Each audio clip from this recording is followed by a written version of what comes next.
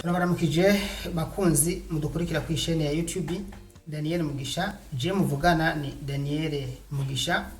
Mugiye gukurikira ikiganiro muzohora muronka imisi yose amateka ibikorwa n'ibyaranze abanyepolitike mu Burundi muri kahise no muri kubu. Turasubiye kubaha ikaze kuri YouTube channel Daniel Mugisha mu kiganiro c'amateka ibikorwa n'ibindi byaranze abanyepolitike b'abarundi.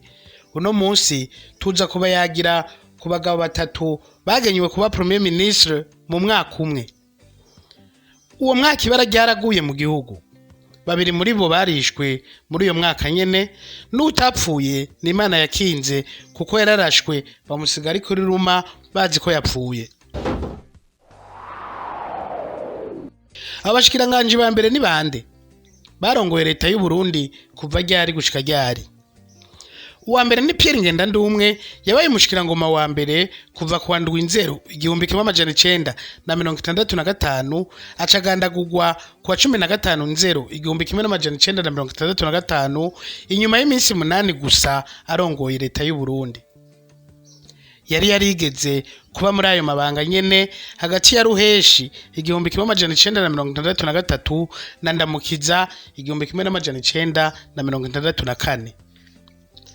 Uwa kabiri ni Joseph Bamina yabaye umushikirangoma wa mbere kuva ku 26 Nzero 1965 gushika ku 30 Ntwarante 1965.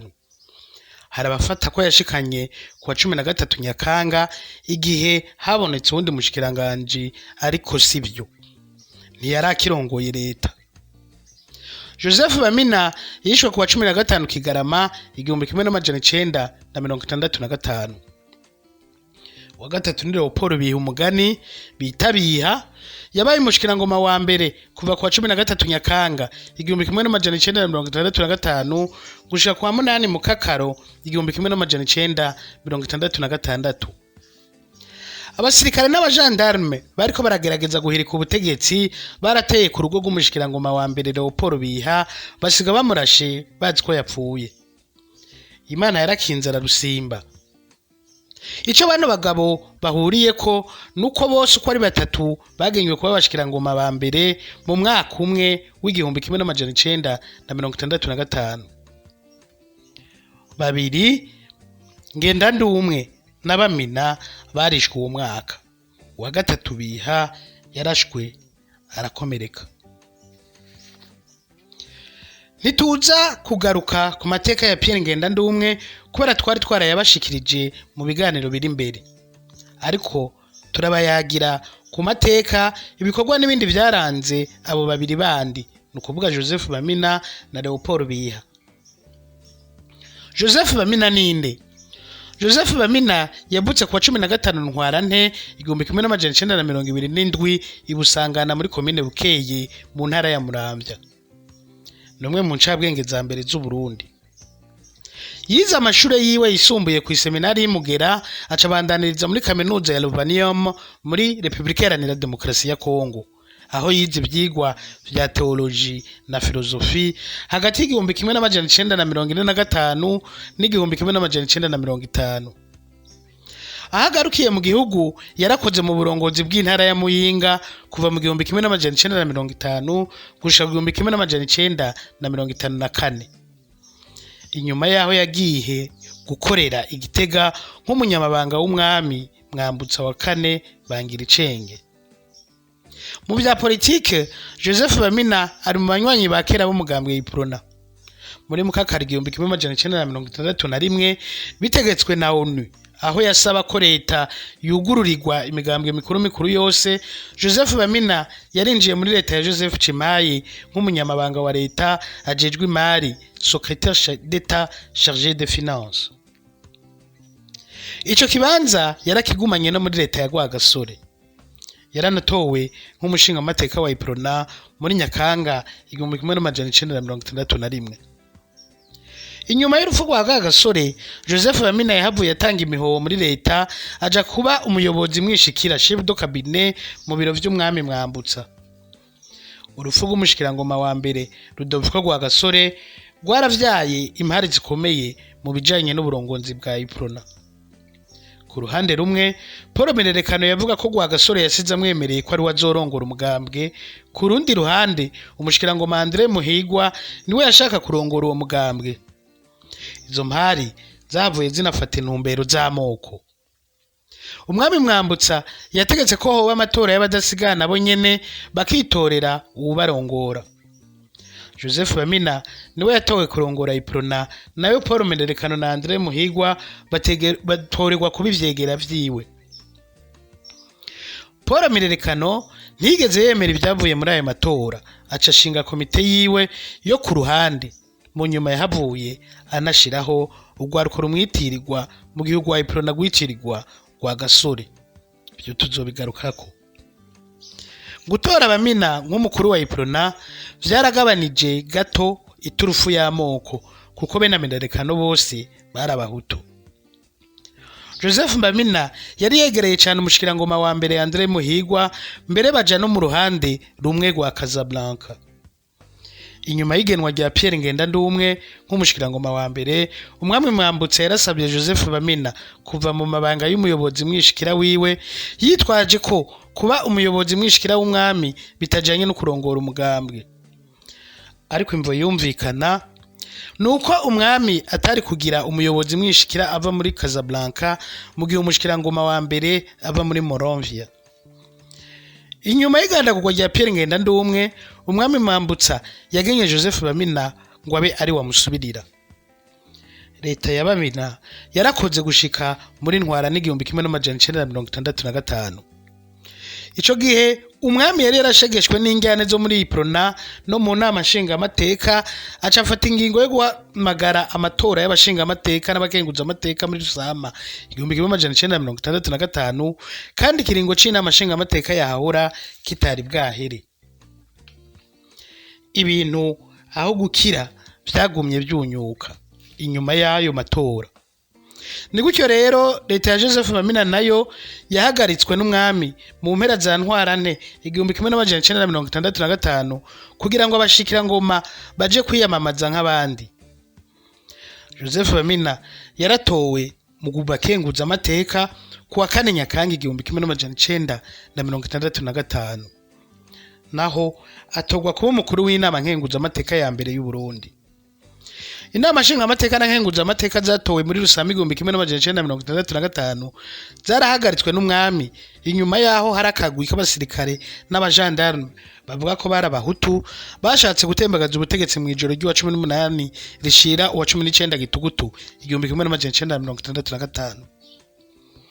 Kuwa 15 Kigarama 1965, Joseph Bamina yarishwe yagirizwa ko nawe yarimwo mu bateguye itembagazwa ry'umwami n'itemagurwa ry'abatutsi ibusangana mu Bukeyi. Leopold Biha umugani nawe ninde? Benshi bamwita Leopold Biha, ariko izina ryiwe rikwiye ni Leopold Biha umugani. Leopold Biha umugani yavutse mu 1919, yava mu ntara ya Muramvya. Numuganwa w'umwezi, yize amashuri yiwe kuri Groupe Scolaire d'Asrida mu Rwanda, ayarangiza mu 1940. Aharangirije amashuri yagiye gukora mu burongozi bw'intara ya Ngozi kuva mu 1940 gushika mu 1944. Kwa 29 Myandagaro 1944, umuganwa Leopold Biha yagenywe kurongora sheferi ya Muramvya, ivyatumye yegera cyane umwami Mwambutsa, anamubera umuhanuzi mu bijanye na politike.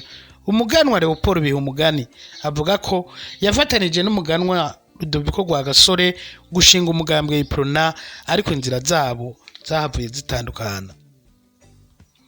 Muri Nzero 1961, igihe ababirigi bashiraho leta ya Joseph Cimaye, Leopold Biha yaremeye kuyinjiramwo, kandi Iprona yari yabujije abanywanyi bayo kwijamwo. Muri Mukakaro 1961, igihe habaye itegeko rya ONU ritegeka kugurura iyo leta ikajamwo abaserukira imigambwe mikuru, Leopold Biha yaratakaje ikibanza ciwe muri leta ya Joseph Cimaye, asubirizwa na Pierre Ngendandumwe wo muri Iprona. imbere gato y'amatora yo muri Nyakanga 1961 Leopold Biha yarashinze umugambwe wiwe Burundi Populaire inararibonye. Uwo mugambwe nta ntebe nimwe waronse mu ntara mu matora y'abashinga amateka. Mu 1962 Leopold Biha yarungitswe kurongora sheferi ya Bururi. Muri ndamukizi 1964 Leopold Biha Mugani yagenywe kuba umunyamabanga adasanzwe w'umwami secrétaire personnel du roi. Amabanga yerekana ko yari umwizigirwa w'umwami. Inyuma y'amatora y'abashinga amateka n'abakenguza amateka yo kuwa 10 Rusama 1965 ibihe vya politike byarabaye nabi cyane mu Burundi. Umugambwe Iprona niwo watsinze amatora uronka intebe 21 kuri 33 mu nama nshinga amateka. Umugambwe Pepe warusa n'uwafutswe inyuma y'amatora yo mu 1961 nawo warasubiriye uraduka mbere utahana intebe 10 haratowe n'abigenga babiri.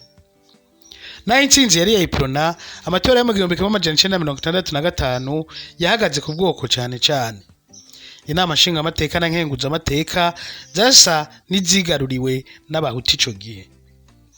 Kuva Pierre Ngenandumwe agandaguwe ubumwe bw'abararondeye kwikukira bwasa n'ubwaheze. Inama nkenguza amateka yatanze izina rya Gervais Nyangoma ngo abari we abo mushikirangoma wa mbere. Nyangoma yari muri Pepe kandi we yashaka ifutwa ry'umwami mu Burundi. Umwami Mwambutsa yaranse kugena Gervais Nyangoma. Ku ruhande rw'abatutsi nabo nyene baba bari bafise uwo bashaka ko umwami agena muri ico kibanza. Umwami Mwambutsa niko guhitamwo Leopold Biha Umugani kubera ko abaganwa ico gihe bafatwa ko batari abahutu kandi ko atari abatutsi. Umwami yashimye Leopold Biha Umugani kandi kubera ataho yarahuriye n'imigambwe y'ico gihe. Iyo ngingo y'umwami nyabuna aho guhumuriza yarashabuje impande zose. Abahutu barashabujwe nuko atagenye uwo bamuhaye, abatutsi nabo barashabujwe no kubona umwami atacu yabajije mu kugena umushikiranganje wa mbere. Mwijoro rya 18 rishira 19 Gitugutu 1965 umugwi w'abasirikare n'abagendarme barongowe na kapitene Antoine Serukwavu secrétaire d'état chargé de la gendarmerie barateye ikirimba c'umwami Mwambutsa be no ku rugo rw'umushikirangoma wa mbere mu ntumbero yo gutembagaza ubutegetsi. Umwami yarashoboye kubinyegeza mu nyuma ahungira Kongo aba yabandaniriza mu Busuwisi. Mwambutsa yarenze atembagazwa muri Mukakari 1966 atagarutse mu Burundi. Leopold Biha Umugani nawe yararashwe ku rutugu mu gukiriza no ku maguru maze bamusiga bazi ko yacikanye. Imana yarakinze ariko nawe yaciye ajanwa mu Bubiligi kwivuza. Yagiye kugaruka muri Ruhuma 1966. Mu gihe umwami yari mu Busuwisi umushikirangoma wa mbere akaba kwivuza mu Bubiligi igihugu gisa n'icasigaye mu minwe y'abasirikare bahagaritswe coup d'etat yo muri Gitugutu 1965. Maze abantu batari bake baricwa bazira uwo mugambi wo gutembagaza ubutegetsi. Aha twavuga nka Gervais Nyangoma, Paul Mererekano, Joseph Mbamina n'abandi bategetsi. Mu kurangiza twihweje ibyabaye mu mwaka 1965 ni umwaka wabaye mubi cyane mu mateka y'u Burundi naho ivyayo bivugwa gake.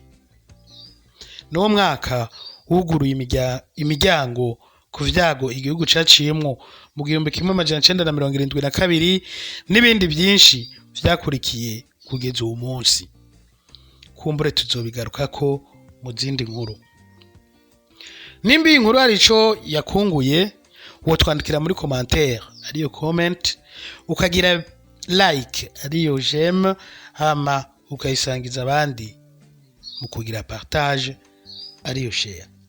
Naho ubutaha mu kindi kiganiro c'amateka ibikorwa n'ivyaranze abanyapolitike b'u Burundi tuzoboshikiriza.